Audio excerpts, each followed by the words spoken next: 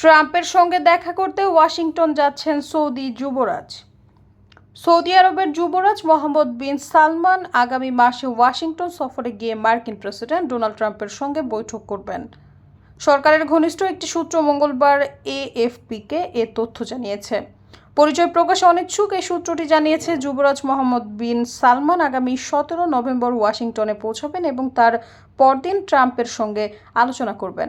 ট্রাম্পের মধ্যস্থতায় হওয়া গাজা যুদ্ধবিরতি কার্যকর হওয়ার মাত্র কয়েকদিনের মধ্যে এই সফরের খবরটি প্রকাশ হলো। সৌদি আরব, যা ইসলামের পবিত্র ভূমি ও বিশ্বের বৃহত্তম তেল রপ্তানিকারক দেশ, এই যুদ্ধবিরতিকে উষ্ণভাবে স্বাগত জানিয়েছে। 2023 সালের অক্টোবরে গাজা যুদ্ধ শুরু হওয়ার আগে নিরাপত্তা ও জ্বালানি নিশ্চয়তার বিনিময়ে ইসরায়েলের সঙ্গে সম্পর্ক স্বাভাবিক করার বিষয়ে সৌদি আরব যুক্তরাষ্ট্রের সঙ্গে প্রাথমিক আলোচনা শুরু করেছিল। তবে যুদ্ধ শুরু হওয়ার পর রিয়াদ সেই প্রক্রিয়াটি থামিয়ে দেয় এবং জোর দিয়ে বলে যে ফিলিস্তিনি রাষ্ট্র গঠিত না হলে তারা ইসরায়েলকে স্বীকৃতি দেবে না।